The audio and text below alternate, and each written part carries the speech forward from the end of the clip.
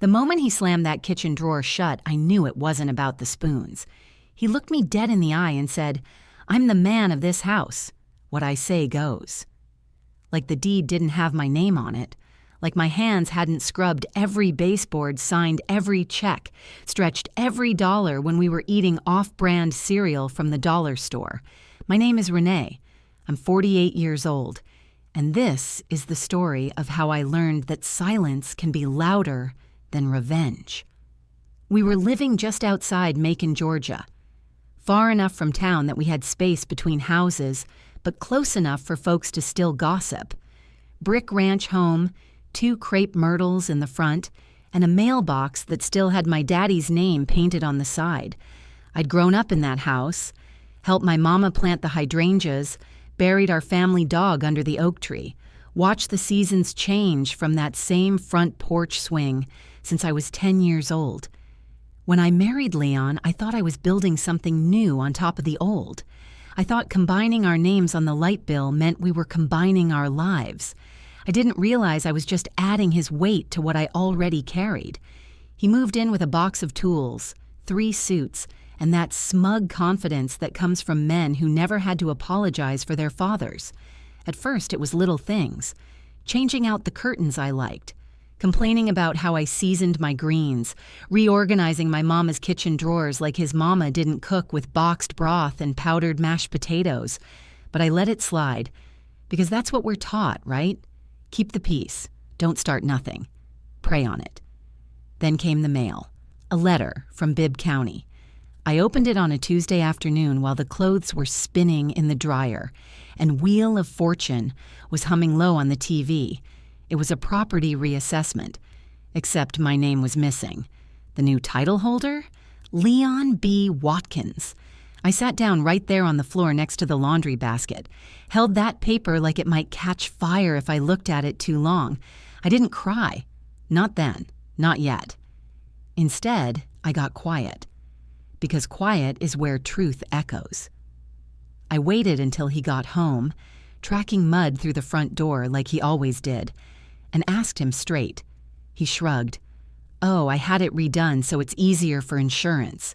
You worry too much."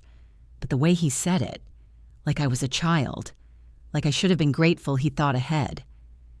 That night, I pulled out the blue folder I keep in the back of the linen closet, behind the old towels with bleach spots. It had my mama's original deed notarized in 1973. It had my refinance paperwork from 2011, my signature, my sweat. And it had the power of attorney form I'd signed 2 years ago when Leon had that surgery. I didn't think twice about it then. I just wanted him to recover without stress. Turns out that was the key. He used it to file paperwork at the courthouse while I was at work. Transferred the property under his name. Not jointly, just his. I called up the clerk's office the next morning, asked real calm, real polite. "Yes, ma'am," the woman said on the phone. "It's a clean transfer, recorded last November. Do you need a certified copy?" My voice barely worked. "No, I just needed to hear it from somebody else." That weekend, he hosted a cookout in our backyard like nothing happened. His brothers came down from Atlanta. They brought cheap beer, Bluetooth speakers, and lawn chairs they never offered to fold up afterward. I watched them laugh, slap his back, call him king of the castle. They didn't know I was watching from the kitchen window. They didn't know I'd already started checking court procedures. Didn't know I'd emailed a notary friend from church asking quiet questions. Because here's the thing, I don't scream. I document. I don't fight. I file. Leon thought because he moved paperwork in silence, I wouldn't know how to do the same. He forgot who raised me. He forgot who taught me that the Lord moves in silence, but so do Social Security fraud investigators.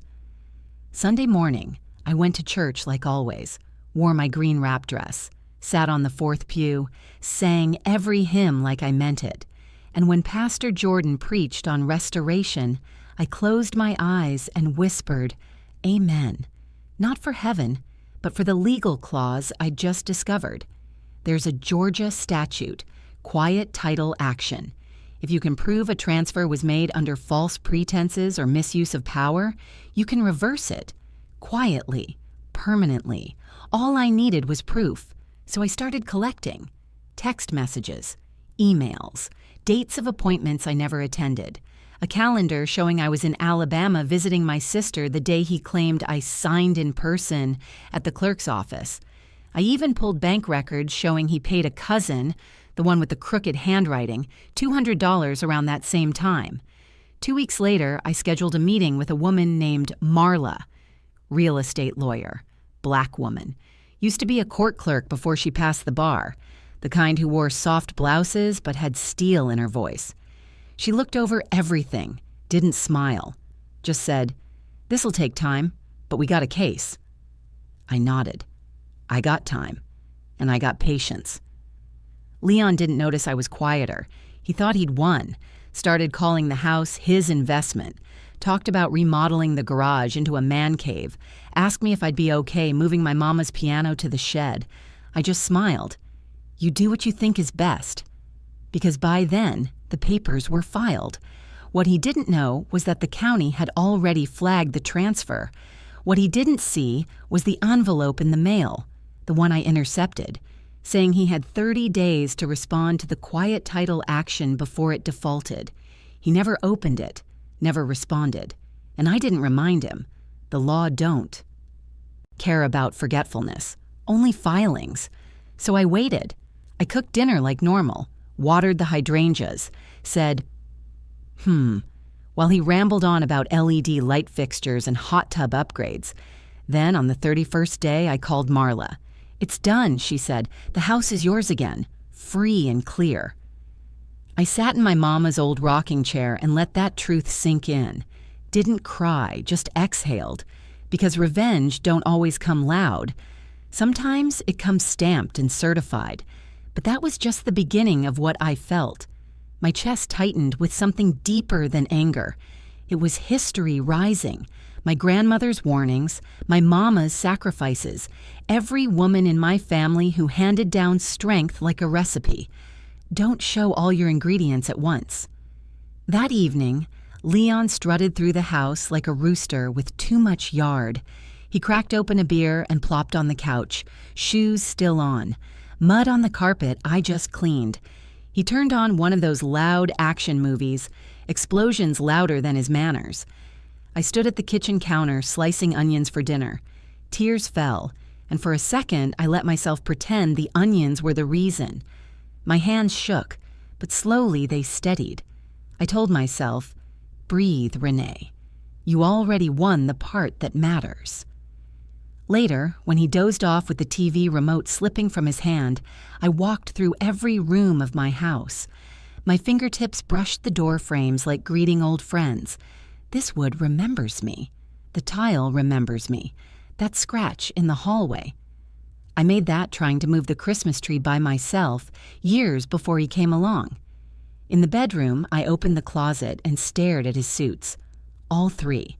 Pressed like he was somebody important. I wondered if he practiced speeches in the mirror. The ones where he imagined himself powerful. Foolish man.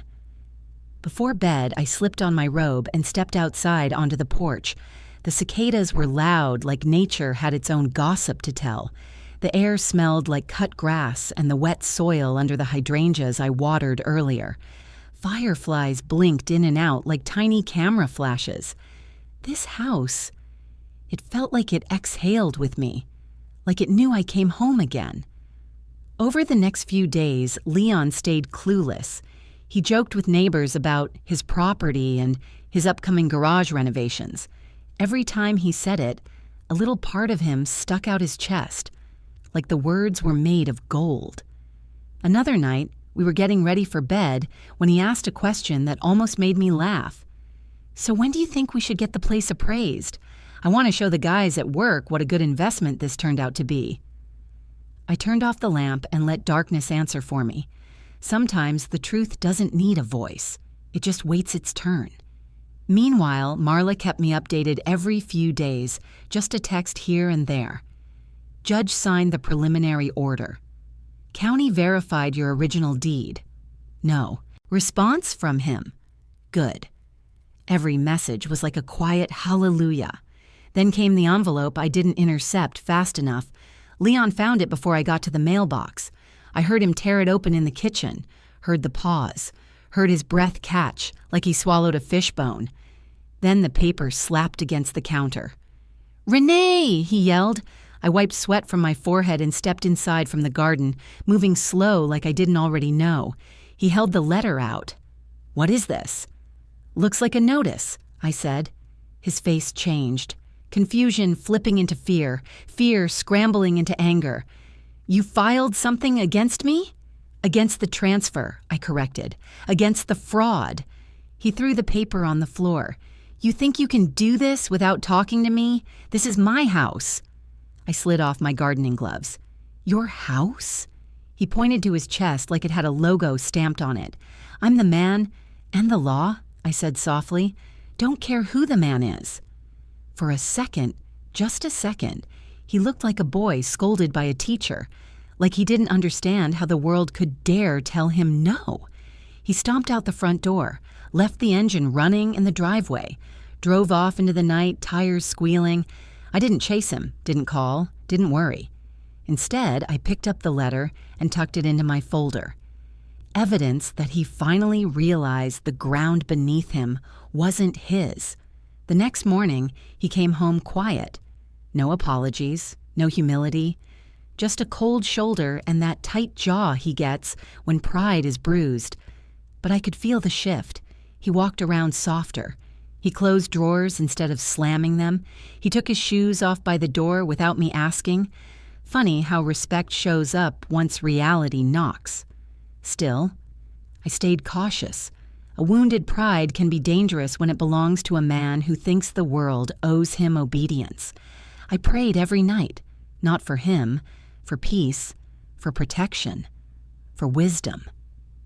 A week later, I found him in the garage staring at boxes. All my childhood memories stacked and labeled with black marker. "Why are you looking at those?" I asked. He didn't answer, just tapped a box labeled Mama, Photos and Recipes. I felt the anger rise hot and fast, but I swallowed it slow. He looked at me like he was searching for a weakness. Then he turned back to his toolbox and said nothing. A retreat disguised as work. At church, Pastor Jordan preached on storms, how some tear roofs off, but others just clear dead branches. I listened with my arms crossed tight, thinking, some storms are named Leon, and God willing, they pass.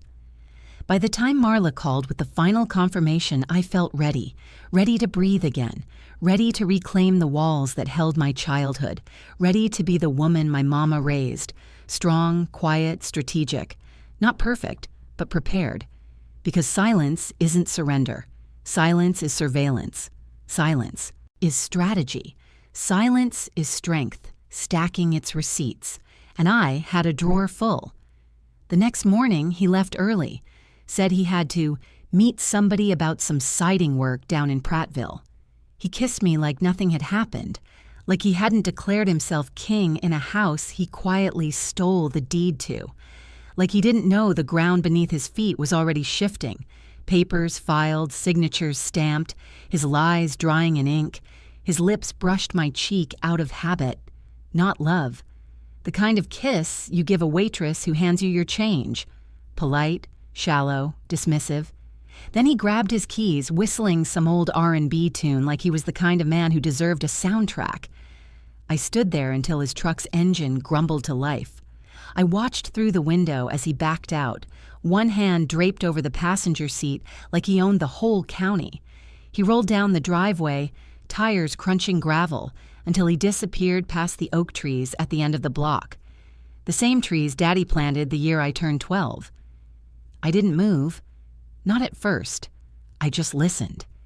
Listened until the rumble of his tailpipe faded into the humid Georgia morning, until all I could hear was the kitchen clock ticking, marking the seconds since his wrongness finally had consequences. Then I took a slow breath and walked to the pantry, behind the cereal boxes, tucked behind the off-brand flakes he always complained about like he wasn't raised on struggle, weighted the red folder, my lifeline, my archive, my truth. I I slid the stamped quiet title judgment right behind the original deed, careful with the edges like I was putting away glass. My initials stared back at me from the paperwork. Bold, curved, confident. I traced them with my thumb, proof of identity, proof of survival. That folder had been with me through every chapter of my adult life. The job that laid me off in 2002. The little orange ticket from the hospital when Daddy passed. The envelope from when Mama left me the house. Her handwriting trembling from arthritis, but still proud. Even that tattered electric bill from 1997. The one that forced me to choose between lights and heat and made me learn how to warm a room with hope alone. Everything that proved I had made it through worse than Leon, and if I needed to, I'd do it again. I placed the folder back in its hiding place, right where Mama would have told me to, behind the quiet things nobody pays attention to. I stood in the middle of the kitchen, barefoot, coffee gone cold on the counter. The morning sun climbed its way across the tile, inch by inch, illuminating every memory in that house. I let myself look, really look. The chipped ceramic rooster Mama kept above the stove, its paint faded from years of fried chicken grease and laughter. The scuff mark by the baseboard where Daddy's oxygen tank used to roll too close to the wall. The crack in the window pane from the day a summer storm threw a branch. Against the glass, while Mama and I danced barefoot in the living room, pretending thunder was applause. Every inch of that kitchen remembered me. Every tile still spoke my name. This was my home, not just legally, spiritually, generationally, irrevocably. I slipped outside and walked the perimeter like I was inspecting a newfound kingdom. The brick felt warm against my fingertips, as familiar as the lines on my palm. The yard still smelled like fresh rain and clipped grass. I paused in front of the mailbox, the one that still had Daddy's name, J.R. Marshall, in peeling white paint. The letters were fading, but the claim was permanent. I checked the latch, firm. This was stability. This was legacy. Even the shed, crooked roof and all, felt like a treasure chest now that it was still mine. Old paint cans, rusted garden tools, Christmas lights tangled like bad marriages. All of it. A history Leon didn't earn, couldn't fathom. I breathed deep. For the first time in months, the air didn't feel borrowed. I didn't call Leon, didn't text him a victorious paragraph, didn't ask how long he'd be gone or pretend to care.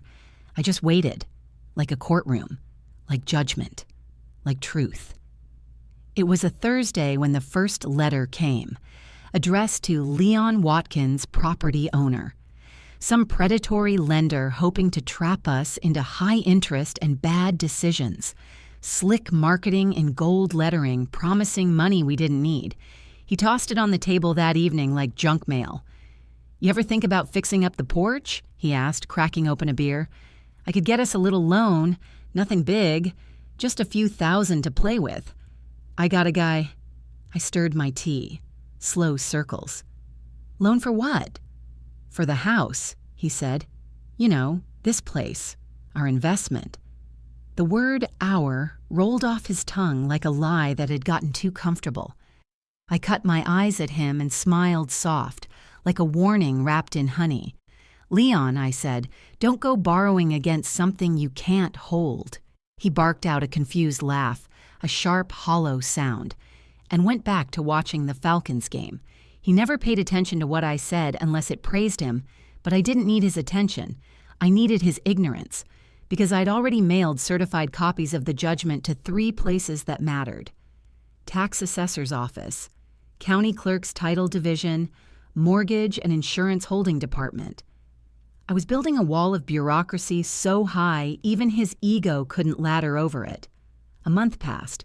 The weather cooled, cicadas trading their songs for the crackle of fallen leaves, and I watched the uncertainty creep into him, quiet as dusk. He stopped bragging about the house at cookouts, stopped sketching his man cave plans on the back of napkins, stopped telling his family how he upgraded his life. Instead, he started hinting about space, started talking about projects. Started measuring the shed like it might become his new kingdom. I let him measure, let him fantasize, let him dream small. I kept busy. On Wednesdays, I attended Bible study, sitting closer to the front now. I took notes during Pastor Jordan's sermons about restoration and divine boundaries. Those messages hit different when you were living proof. On Saturdays, I walked to the courthouse, not for my case anymore, but for others.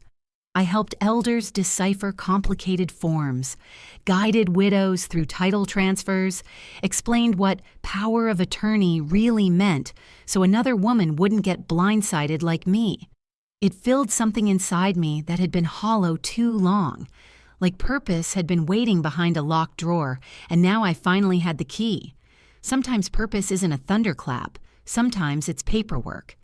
Then came that particular Sunday morning, early. Too early for guests. Leon was flipping through the sports section, hunting for reasons to be loud later. I was reviewing the church newsletter, which potluck dish was needed this week, whose son got baptized, who needed rides to dialysis. The sky outside was still pink-gray, yawning awake. Ding dong. Leon looked up, annoyed. Who the hell is ringing the bell this early? He stomped to the door, irritation puffing his chest. He opened it and froze.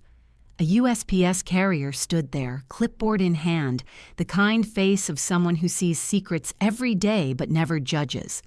"Certified mail for Mr. Watkins," she said. "Signature required." He scribbled something close to a name and ripped open the envelope like he expected a prize. His eyes scanned the page. Once, twice. The air in the room shifted. Not panic, not outrage, but that slow, dawning confusion, the kind that suggests the empire in a man's mind just lost foundation. "What is this?" he whispered. I sipped my coffee, keeping my voice steady. "Looks like an official notice. You might want to read it again." He did, this time slower, words landing like bricks. "This says I don't own the house." His voice cracked around the disbelief. I met his stare, didn't flinch. "You don't." His breathing grew louder, chest rising and falling like waves against rocks. "But I filed the papers." "You misused a medical power of attorney for personal gain," I said. "That's illegal, Leon, and the court corrected it." He stumbled back a step, fingertips digging into the edge of the counter like he needed the house he tried to steal to keep him upright. "Renee, I didn't mean no harm." But harm already happened. Dignity isn't a small loss. I set the sugar spoon down with purpose, a soft sound that still hit like a gavel. "You took what didn't belong to you," I said, "and you expected gratitude for it." He shook his head, frantic. "I thought we were a team." "No," I said, and my voice didn't tremble. "You thought I was a resource, a convenience. A woman grateful just to be chosen." He looked down at his feet, down at my daddy's worn old house shoes, curled rubber, softened suede, memory molded into the soul. "You didn't earn those," I said softly. He swallowed hard, shame rising in his throat like bile. "Renee, I messed up." "Yes," I said, "you did." Silence stretched between us, long, tight, unforgiving. He reached out a hand halfway, fingers trembling like he wanted to touch forgiveness and wasn't sure he deserved the right. He lowered it before he reached me. "What now?" he choked out. I looked him dead in the soul. "Now you pack, quietly, and you find somewhere to be by next week." His face crumpled. Pride couldn't shield him from eviction. "You kicking me out?" "I'm reclaiming peace," I said. "You can't stay in a house you tried to steal." His mouth opened, maybe to fight, to argue, to plead, but nothing came out. The truth took the words right out of him. He nodded, slow, defeat settling in his shoulders. I turned my back to him, my final verdict, and walked to the stove, flicking the burner to low heat. Breakfast still needed tending. Life still needed moving forward. He stood there watching me cook, Like the woman he underestimated had just become someone he didn't recognize. That evening, he began packing. Suitcases unzipped like apologies he didn't know how to say. Hangers clattered, drawers emptied, the sound of leaving. I didn't watch, didn't check his progress, didn't ask where he planned to go, didn't offer help or sympathy. Some lessons must be learned the hard way. All I did, when his footsteps finally faded into the dark, was pull out my phone and text Marla. He knows. She replied with just one word. Good. Her confidence felt like armor. I set my phone down, placed my hand on the living room wall, and whispered a quiet thank you to Mama, to Daddy, to every woman before me who learned the art of quiet victories. The house hummed around me, a home restored, a legacy protected, and somewhere in town, a man was learning. You can't dethrone a woman from a castle built by her ancestors, not without consequences. By Monday, the bedroom closet had more air than clothes in it. His suits were gone. So were his tools. Even the pair of cufflinks I gave him for his 50th, the ones he never wore but kept in that little black velvet box like they were too good for Sunday service. The empty hangers swayed slightly, making the slightest click-click sound when they knocked against each other. A tiny applause for the performance finally ending. I didn't ask where he went. I didn't care. There were still dust bunnies in the corners he never reached with a broom, a sock that had fallen behind the hamper, a receipt from some wing place in Atlanta dated a year ago, the kind of place you go with people you shouldn't be going with while your wife makes baked chicken at home. I stared at that receipt a long while, then dropped it in the trash without blinking. The silence in the house was different now. It wasn't heavy like it used to be. The kind of silence that crawls into your chest and squeezes from the inside. The kind that made me sit on the edge of the bed some nights staring at the wall, wondering how I got here. Wondering how a man could lie in your sheets and still make you feel homeless. No, this silence felt earned, clean, like when you finally wipe a counter that's been sticky too long, and you can run your palm across the surface without something clinging to you. I opened the windows and let fresh air roll in. The curtains fluttered like they were relieved, too, like they'd been waiting on the chance to move freely. 3 days after he left, I poured myself a glass of sweet tea and sat on the porch swing for the first time in months. The swing creaked a little, neglected hinges waking up, but then it settled into a slow, rocking rhythm that felt like a deep sigh finally released. The wind carried the smell of cut grass and someone grilling down the road. Charcoal, sweet glaze, maybe ribs. Summer had come early in Georgia, warm, bold, unapologetic, just like I intended to be from now on. I didn't tell many people about what happened. Only a handful of folks needed to know, and I gave them the facts straight, without extra sugar. Pastor Jordan, Marla, my older sister Patrice, who just whispered, like a hymn when I told her Leon was gone. That's what happens when people forget whose name is on the prayers, she said. Her voice carried the kind of certainty you don't argue with. I spent the next few weeks reclaiming more than just my house.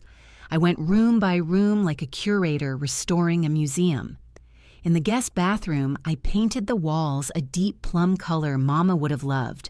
Rich and elegant, a shade that made the mirror feel flattered. I put lavender soap in a dish and folded towels just right, the way Mama did when company came by. In the kitchen, I replaced chipped dishes and that one frying pan Leon always burned fish in. I scrubbed the grout between the tiles until it remembered being white. In the den, I ordered new blinds. Sunlight deserved to enter with dignity. None of it was about revenge. Not really. Revenge was already stamped and certified. This was about energy, about sweeping out the residue he left behind, the criticism, the entitlement, the doubt he tried to plant in me, and cleaning the parts of myself I had tucked away for the sake of keeping peace. Because peace without boundaries ain't peace. It's quiet suffering. One morning, I drove down to Warner Robins to visit my cousin, Angela. She works at a community clinic and does taxes on the side. The woman could find a loophole in a closed casket. Smart like that. I brought her a shoebox full of documents, anything with my name on. Driver's license renewal, Social Security, voter registration, primary contact numbers for insurance, bank accounts, medical forms. Everything was getting updated, everything polished. I wanted every file, every folder to whisper the same truth. Renee Denise Holloway, sole owner, head of household, no co-signer required. When we finished, we stopped at a little diner tucked next to a car wash. Red vinyl booths, lemon pies in a display case, a waitress named Ruby with the biggest voice in Georgia. They served fried green tomatoes that crackled when you bit into them, and cornbread muffins that melted when the butter hit just right. Angela looked at me over her coffee and said, "So what now? You just gonna sit pretty in your house and let time do the rest?" I smiled, stirring sugar into my tea. Something like that. But she was right to ask, because something had started itching under my skin, and not bitterness. That left when Leon did. This was something stronger, something like purpose, like maybe the way I fought for myself wasn't meant to stop with me. That night, I couldn't sleep. I lay awake listening to the ceiling fan whir, the soft buzz of cicadas through the open window. Then I slipped out of bed, opened my laptop, and started typing. A workshop. At church. Not just for women, though Lord knows women needed it most. For elders. For anybody with something worth protecting. I titled the page, "Know What's Yours," a space to teach folks how to read what's really in those forms, protect their deeds and accounts, write down their heirs before someone else rewrites them, ask questions before signing away power they might never get back. By the end of the week, I had a proposal typed and emailed to Pastor Jordan. He called me the very next afternoon, voice full of something between joy and confirmation. "Sister Renee, this is kingdom work. I believe this is what God's been stirring in you." We set a date for a Saturday in June. I printed flyers at the library, cheap ink, but bold message. I pinned one on the bulletin board at the corner laundromat where people had nothing but time to read while waiting on the spin cycle. I dropped off stacks at the beauty salon. If you want news to travel, give it to a woman under a dryer with foils in her hair. The response was quiet at first. Then it grew. 30 people signed up, then 50, then more. And every time I saw an elder walk in clutching a manila envelope full of papers they didn't understand, I felt my purpose stretch and grow in my chest like wings. Funny how a betrayal meant to break you can become the foundation of your calling. The days blurred into a rhythm, printing materials, answering questions, coordinating volunteers, foam cups for coffee, red pens for highlighting dangerous lines in contracts. I was rebuilding. Not just a home, a community. But life has a way of circling back when you least expect it. It was a humid Friday evening, the kind where the air feels like warm syrup, when the knock came. I was slicing cucumbers in the kitchen, wearing my house dress and one of Mama's old scarves tied around my hair. The sun was dropping low, turning the walls honey gold. When I opened the door, Leon stood there, same khakis, same cologne, that sharp, overconfident scent he always sprayed too heavy, like he believed a smell could raise your worth. But something in his posture was different. His shoulders slumped, his eyes tired in a way pride couldn't mask. "Renee," he said quietly, "I ain't here to cause trouble." I didn't speak, just braced my hand against the doorframe and waited. He looked down at his shoes, not Daddy's this time.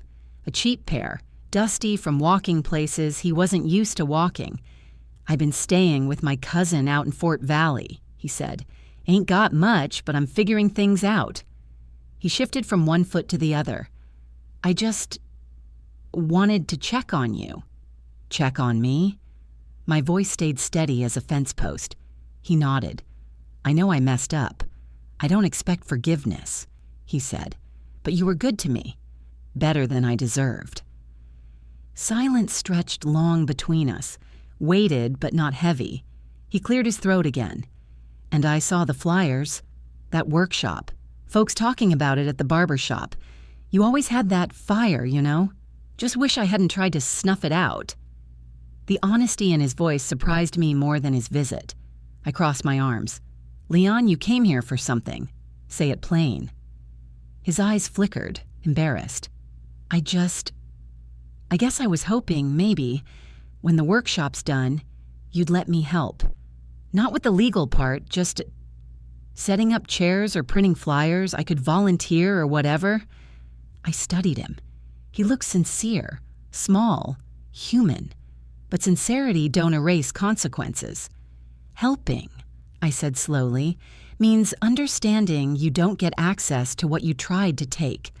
He nodded, lips pressed tight. "You can stand in the room," I continued, "but not at the front. You can support, but not speak for me. You want to be useful? Start by not making it about you." His shoulders dropped, tension bleeding out. "I can do that," he whispered. I let the moment settle, then opened the screen door just barely. "You hungry? I made catfish and coleslaw." He blinked, surprised, grateful, unsure. "I ain't trying to intrude." "It ain't an invitation," I said. "It's a plate, to go." A laugh, soft, tired, escaped him. Not a proud laugh, a humbled one. "I'd like that," he said. "Thank you." I walked to the kitchen, packed a plate with generous servings. Not because he deserved it, but because feeding someone is a kindness that reflects the giver, not the receiver. When I handed him the container, he held it with both hands, fingers curled around gratitude. "Take care, Leon. You too, Renee." His voice broke a little on my name. He turned and walked into the dusk, the porch light casting his shadow long behind him. As he stepped away, each footfall felt like a sentence ending. I closed the door behind him, not with anger, not with grief, but with peace. A peace I had built, a peace I had earned, a peace no one would ever forge my signature to take again. The next morning, I stood in front of the church fellowship hall with a set of keys in my hand and a clipboard pressed against my hip. The metal keys clinked softly. A small sound, but powerful, like permission finally in the right hands. My hands, my authority, my life. I inhaled deeply. The building smelled like lemon disinfectant and hope, that fresh, clean scent the custodians always used before Sunday service. Polished floors, wiped tables, folded chairs waiting to be opened and filled with purpose. We were setting up for the third session of Know What's Yours. 2 folding tables for sign-in, slightly wobbly, but they'd do. A pot of coffee strong enough to keep the deacons awake, even the ones who slept through anything that didn't involve choir solos. A fresh stack of printed pamphlets explaining everything from quitclaim deeds to the steps for revoking a power of attorney if you realized too late that you'd signed it in love instead of wisdom. The overhead lights buzzed a little, their glow soft in the morning hush. Dust motes drifted lazily through the beams, like they too wanted to learn something today. Marla arrived early, as always. Sharp navy suit, hair slicked back in a bun that meant business, no nonsense, no wasted time. She didn't need to say a word for people to understand she was the kind of woman who saved receipts and used them when necessary. She gave me a nod, respect without the excess, then set her purse on the table and started organizing the Q&A cards we handed out before each session. No names, no judgment. Just quiet confessions written in ink. Worries people carried like stones in their pockets. "Somebody's going to bring up family today," she said, flipping through the blank cards like she already knew the scribbles waiting to appear. "They always do," I replied, "because that's the thing about betrayal. It don't usually come from strangers. It comes from people who've sat at your kitchen table, people who have spare keys, people whose baby pictures you still keep in albums, people whose birthdays you never forget, people you trusted enough to assume they'd never use your kindness like rope." That morning, a woman named Miss Geraldine came in holding a green folder thick with documents. 73 years old, short and spry, white keds, straw hat with her name embroidered in cursive pink thread, stylish, prepared, and vulnerable all at once. She sat down, put on her reading glasses, and opened her folder the way doctors open charts, reluctantly knowing the diagnosis may hurt. "Baby," she said, voice raspy but steady. "My nephew said he needed help with his car note. Next thing I know, my name ain't on the water bill no more." She tried to say it with humor, but her hands shook when she passed us the papers. Marla and I sat with her for a full hour. We read every signature, every date, every sneaky checkbox her nephew hoped she wouldn't notice. We pointed out what could be undone and highlighted what needed reporting. The church clock ticked gently behind us, marking each step forward. When Miss Geraldine finally stood, she had a checklist, concise, doable, and a hug that lasted 3 breaths longer than expected. That was what all of this was about.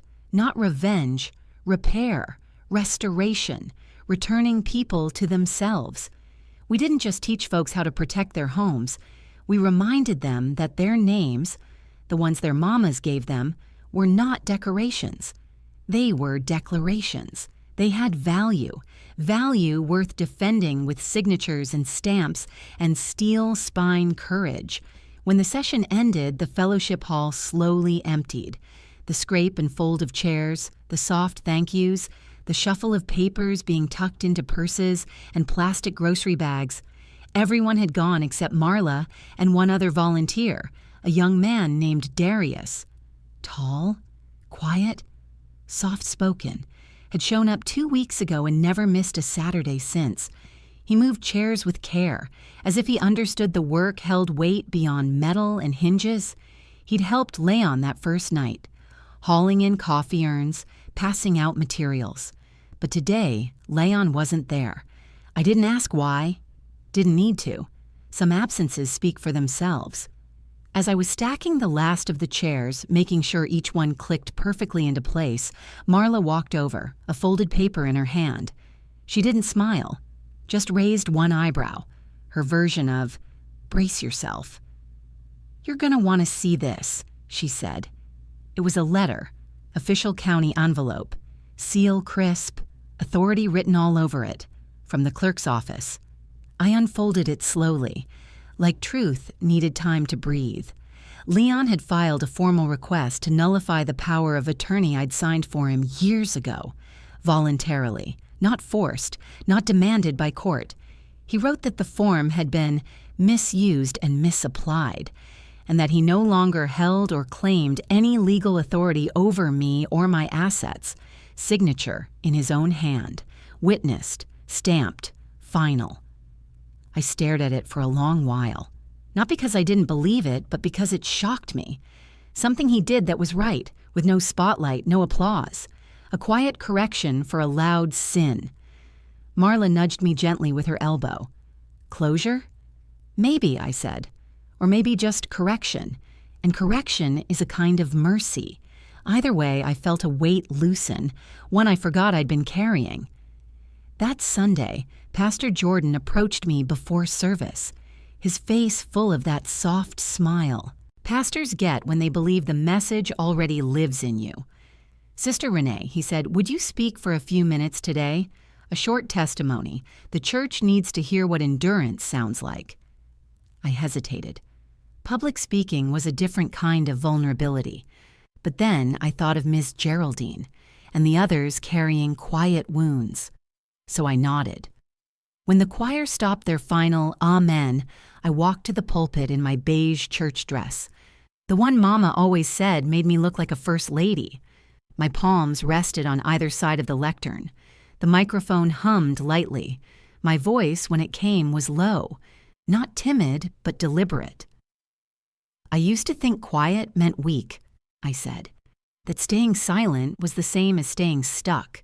But silence can be sacred when it's rooted in strategy." A soft ripple of mm-hms flowed through the sanctuary. And healing doesn't always look like clapping back. Sometimes healing looks like boundaries, like paperwork, like prayer. Sometimes healing is choosing not to let someone rewrite your name. Heads nodded, hands lifted, eyes glistened, because they knew, because they'd lived it too. After service, I stood outside under the oak tree where Mama used to take communion when her knees got too stiff for the pews. Folks lined up gently, patiently, to thank me, to hug me, to say, "You spoke my story today." Some asked for extra pamphlets. "My sister needs this." "My cousin's going through something like that." "My son signs too fast." And then, out of the corner of my eye, I saw him, Leon, standing by his car, a used Chrysler that rattled when it idled too long. The paint had a dullness pride usually shines away. He wasn't wearing a suit, no flashy watch, no attitude stitched into his walk, just jeans, a plain polo, hands shoved in his pockets, waiting like a man unsure if he deserved to approach. He didn't wave, just stood there, eyes on me. I walked over, not slow enough to look hesitant, not quick enough to look eager, just steady. "Didn't expect you here," I said. "I wanted to see what you built," he replied. His voice was quieter, smaller. Not interfere, just witness. I nodded once. "You saw enough?" I did. He reached into his back pocket and pulled out a check. The paper was slightly creased, like he'd been folding and unfolding it, practicing this moment. "Back pay," he said, "for what I cost you, the taxes, the filing fees, the paint you used to cover what I chipped away. It ain't everything, but it's something." I looked at the amount. It wasn't perfect, but it wasn't insulting either. "I didn't ask for this," I said. "I know," he replied. "That's why I brought it." I folded the check and slipped it between the pages of my Bible, near Psalms, where Mama used to hide her most personal notes. Then he spoke the line I wasn't prepared for. "I'm moving," he said. "Out to Mississippi. Got a job offer through a friend. I need a fresh start, and you deserve space to keep rising." Rising. A word that hit me in the chest with both truth and grace. I studied him. The man who once tried to take what wasn't his. He didn't look defeated. He looked humbled. And humility is a harder journey than heartbreak. "You take care of yourself, Leon." "I will," he said, voice raw. He opened his car door, hesitated like he might say more, but didn't. He drove off, leaving nothing but a puff of dust and the faint rattle of a muffler that needed replacing. No fanfare, no second chance request, just release. That night, I sat on the porch swing again. Same sweet tea, same creak of chains holding steady under history. The breeze kissed my cheek like Mama used to. Fireflies blinked among the hydrangeas, making tiny constellations in the garden. Inside, the house was still, not empty. Still like a prayer answered, still like quiet justice, still like ownership. The walls weren't holding their breath anymore. They were breathing with me. And the word that filled every corner, from the attic to the mailbox, was one I'd earned letter by letter: freedom. The following Thanksgiving, the house smelled like sage, sweet potatoes, and quiet. Not the tense eggshell quiet I tiptoed through when Leon was here, measuring every breath, every pot I set down, every syllable I spoke. No. This was sacred quiet, the kind Mama used to call God's peace. It hummed in the background like something simmering on low heat, a warmth that curled around my shoulders as gentle as a grandmother's hug. I'd had the oven going since 7 a.m., turkey stuffed, mac and cheese browned perfectly on top, candy yams bubbling at the edges like caramelized sunshine, soft gospel floated from the Bluetooth speaker, a playlist of old hymns and new praise songs that felt like homecoming full circle. The folding table in the dining room was dressed like it had been waiting for this moment. My Mama's ivory tablecloth, the one she only trusted my hands to wash, gold chargers that glimmered under the chandelier, wine glasses Patrice gifted me 3 Christmases ago, delicate, tall, deserving of celebration. I lit 2 candles and set them beside the macaroni and cheese, a little ode to the women in my bloodline who taught me that food is love, and love deserves firelight. My home, my food, my peace, poured slow like gravy, my name on every document, unchallenged, unthreatened. The doorbell rang right on time. Patrice came in first, smelling like cocoa butter and confidence, cradling deviled eggs and her famous lemon pound cake like newborns. Behind her, Harold wrestled with a 2-liter of ginger ale and a roll of aluminum foil that kept trying to escape his grip. And then came Asha. Phone up, FaceTiming someone already, her acrylic nails clicking like applause as she waved the camera around. I laughed, waved at whoever was on the other end of the screen, and took their coats. My house, filled with voices again. Real laughter, real joy.